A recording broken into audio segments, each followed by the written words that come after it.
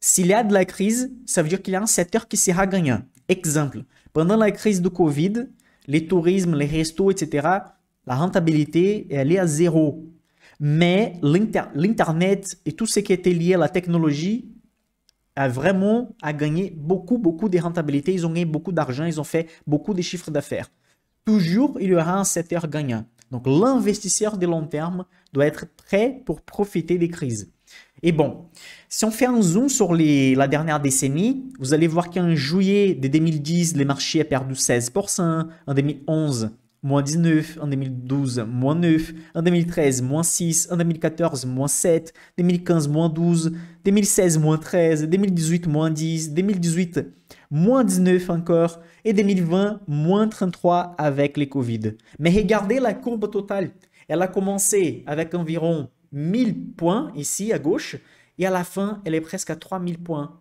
Donc, pendant les 10 ans qu'on a vu ici, on a eu plusieurs baisses de marché, plusieurs baisses et quand même les marchés se multiplient presque par 3. Donc, à chaque fois que vous investissez sur des bons actifs, à long terme, vous avez la tendance qui est de gagner de l'argent.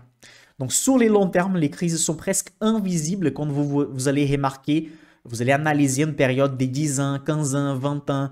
Remarquez ces graphiques que j'ai montrés tout à l'heure. Sur des siècles, on ne voit même pas les crises. C'est presque une ligne droite. Mais si on regarde sur une semaine, un mois, une année, on verra des montagnes russes, on voit des spéculations, on voit des choses qui arrivent. Mais sur les longs termes, on voit qu'il y a la tendance des sociétés de continuer à gagner de l'argent. Pour les gens qui, par exemple, veulent investir sur l'environnement, veulent investir sur la santé, dans la bourse, c'est parfait parce que vous avez toujours les choix, toujours l'option de choisir des sociétés et des secteurs que vous aimez bien. Vous n'êtes pas obligé d'investir sur un secteur, une société que vous n'aimez pas bien. Tout ce qui est lié à l'environnement, si vous aimez bien l'énergie renouvelable, les verts, etc., vous pouvez investir que dans les secteurs que vous aimez bien. Et ça, c'est aussi un autre avantage, car beaucoup de gens pensent que l'investissement boursier, c'est que pour les riches, pour les millionnaires, pour les milliardaires. Et non, avec 20 euros, 30 euros, 50 euros, on peut acheter une action d'une société qu'on aime bien et devenir actionnaire. Si cette société continue à gagner de l'argent, elle va monter dans la bourse à long terme et donc on va gagner avec. Okay? On peut gagner avec les dividendes, c'est une partie de la recette qu'elle verse vers les actionnaires, et on peut gagner simplement avec la plus-value, c'est la valorisation de l'action. Ici, on va zoomer, ça c'est super cool parce que ça montre les bull market et les bear market. Bull market, c'est en vert, c'est les périodes haussières du marché. Et en bleu, on a les bear market, c'est les périodes de baisse. Donc là, ça commence en 1930 et les marchés ont baissé énormément. Okay? À l'époque, les marchés baissaient de 80%, mais ensuite, les marchés ont monté ici, hein, tout à gauche. Il a fait 815% cumulé jusqu'à arriver à la prochaine crise où il est tombé des 21%. Ensuite, 935% de rentabilité. Ensuite, moins 22%. Ensuite, plus 143% cumulé. Et on arrive jusqu'à ça, jusqu'à la crise des années 2000, où les marchés ont perdu 44%. Ensuite, il a gagné 108%. Il a baissé à nouveau des 50%. Ensuite, il a gagné 333%. Donc, vous voyez que le marché il est un cycle. C'est impossible dans un monde comme on vit maintenant de ne pas avoir des guerres, de ne pas avoir des conflits. Et ce que les médias ils souhaitent, c'est qu'on rentre dans cette panique.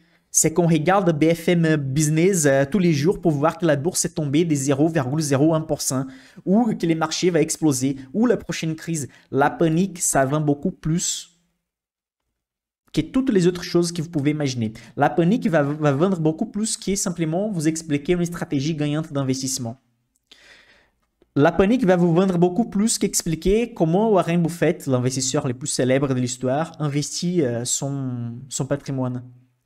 Donc, moi, comme analyste financier indépendant, je ne travaille pas pour des banques, des fonds d'investissement, etc. J'ai fait des portefeuilles des clients. J'aide les gens qui sont dans ma formation à bâtir des portefeuilles rentables. J'ai un vrai portefeuille que j'investis mon argent devant tout le monde. Ce que j'ai fait, c'est que je me concentre sur ce qui est vraiment important. Je me concentre sur les résultats des sociétés. Et vous n'avez pas besoin d'être analyste financier pour savoir analyser une société. Avec 2, 3, 4 ratios déjà, vous savez si une société elle est bonne ou elle n'est pas bonne. Si la société fait des résultats positifs, si la société a un retour positif sur ses investissements, si la société n'est pas endettée, comment une société va faire faillite si elle n'est pas endettée? Donc déjà, il faut commencer à s'endetter pour faire faillite un jour. Donc si vous savez sélectionner une liste des bonnes sociétés, si vous sélectionnez un bon panier d'actions, à long terme, vous allez avoir des rentabilités qui vont largement battre l'inflation. Ici, on a un zoom sur les emergent markets. Donc, on a un zoom sur la courbe des pays émergents. Et sur les pays émergents, on a toujours la même chose. On a toujours des crises et ensuite la récupération. Et au fur et à mesure que le temps passe, on devient positif. OK? Bon, donc à nouveau, comme j'avais dit, la crise de Covid était une opportunité. Maintenant, les marchés baissaient à nouveau des 20%. Donc, vous voyez ici les petits pics qu'on avait. Hein? Et ensuite, il a baissé, tac, tac, tac, tac. Et là, on a baissé des 20%. Rien n'empêche de baisser encore un peu plus ou de recommencer la hausse bientôt. Mais dès que les marchés tombent à partir de son pic historique, de son sommet historique, là, il y a toujours d'opportunités. Parce que toujours, il y a des sociétés qui n'ont même pas baissé la recette, n'ont même pas baissé les résultats nets. Il y a des sociétés qui continuent à gagner d'argent comme jamais. Mais l'ensemble de la bourse tombe. Pourquoi? Parce que les marchés paniquent. Donc, il y a des gens qui vont vendre des bons actifs parce qu'ils ont peur que ça tombe plus. Ils vont vendre des actifs et donc ils vont garder l'argent dans la banque. Et c'est justement là que l'investisseur intelligent va acheter ces actions des gens qui paniquent pour devenir un investisseur, un partenaire de long terme des excellentes sociétés. OK? Avant de vous expliquer les prochains graphiques, je vais voir si vous êtes toujours là.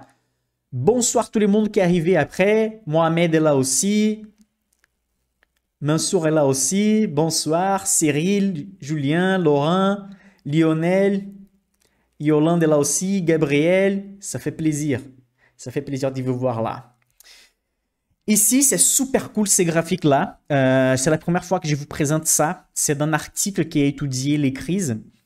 Vous allez remarquer qu'ici, on a les max drawdown en rouge. Ça veut dire la baisse maximale. Ensuite, combien les marchés étaient une année d'après.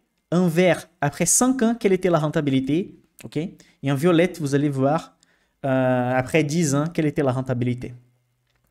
Pendant la crise des années 30, c'est le premier graphique ici. Les marchés avaient tombé de 83%. Mais une année d'après, il avait fait 121% positif. 5 ans d'après, il avait fait des 163% positif. Et 10 ans d'après, il avait fait 86% positif. Après, vous allez voir la première guerre, la fin de la Deuxième Guerre mondiale, la guerre froide, la guerre du Vietnam, la guerre du pétrole. Donc, vous allez voir que peu importe la période des baisses de marché, après 1 an, on est au positif, 5 ans, on est au positif, 10 ans, on est largement au positif. Et maintenant, je vous pose une question. Hein? Faites attention. Pourquoi les premiers graphiques ici, la rentabilité après 10 ans de la baisse de marché, regarde, les marchés baissaient de 80% dans les années 30. Après 5 ans, les marchés avaient rentabilisé de 163%. Pourquoi après 10 ans, les marchés avaient rentabilité 86%? Pourquoi une valeur inférieure à celle des 5 ans? Vous allez remarquer sur les autres graphiques que la barre en violette est toujours supérieure parce qu'après 10 ans, normalement, on a rentabilisé plus que 5 ans d'investissement. Mais pourquoi sur la première barre ici, la barre verte des 5 ans après la crise est supérieure en termes de rentabilité à celle de la barre violette ici? Pourquoi? Très bien, très bien. Première guerre mondiale. Donc, imaginez, la crise est arrivée en 1930. OK? Donc, les marchés commencé à se récupérer une année d'après. Après 5 ans, les marchés avaient déjà explosé. C'est comme si la crise n'existait plus. Mais après 10 ans, ça a baissé un peu la rentabilité. Pourquoi? Parce qu'en 1939, on a commencé la guerre mondiale. Donc, évidemment que pendant la guerre mondiale, les marchés baissaient à nouveau. OK? Après, on a la récession des années 80. On a aussi des autres problèmes économiques. On a la bulle de l'Internet, la crise financière, les Covid, etc. Vous voyez que pendant la récession, la même chose. On a la baisse, une année d'après positif, 5 ans d'après positif, 10 ans d'après positif. On a la crise, ensuite positif, positif, positif. On a la crise, positif, positif, positif. Donc, Il faut savoir que moi, en termes de formation comme professionnel, je suis ingénieur de base. Je suis devenu analyste financier après. Et j'ai investi depuis les années 2011. Moi, je suis quelqu'un d'assez carré sur la mathématique. Évidemment qu'on peut pas penser qu'il est futur, ça va être juste la répétition du passé. Donc on ne peut pas, à partir des données historiques, dire qu'il est futur, ça va être la même chose. Mais en comprenant que la bourse est l'ensemble des sociétés et que s'il y a des sociétés perdantes, elles vont quitter pour être remplacées par des sociétés gagnantes. Et si on comprend bien que les marchés vont vivre des cycles, il y aura toujours des crises, des conflits, mais qu'à long terme, les sociétés vont continuer à gagner de l'argent. Et que la bourse est simplement un moyen pour investir sur des bonnes sociétés. Si on réfléchit à partir de ça, si on analyse la période des Premières Guerres mondiales, Deuxième Guerre mondiale, et plusieurs crises, on voit que toujours les marchés terminent par se récupérer. Je ne suis pas fou de penser que je suis optimiste. Je ne suis pas même quelqu'un de trop optimiste. Non, au contraire, j'essaie d'être le plus réaliste possible. Mais être optimiste sur la bourse, je suis optimiste sur la bourse par les simples faits que la mathématique, la logique, les données historiques montrent qu'on a besoin d'un monde où il y a quelqu'un qui va produire des richesses. C'est quelqu'un, c'est nous. Nous sommes les employés. Si les sociétés gagnent de l'argent, c'est parce que nous sommes les employés. Donc, si les sociétés gagnent de l'argent, une partie de cet argent est versée vers les employés en forme de salaire.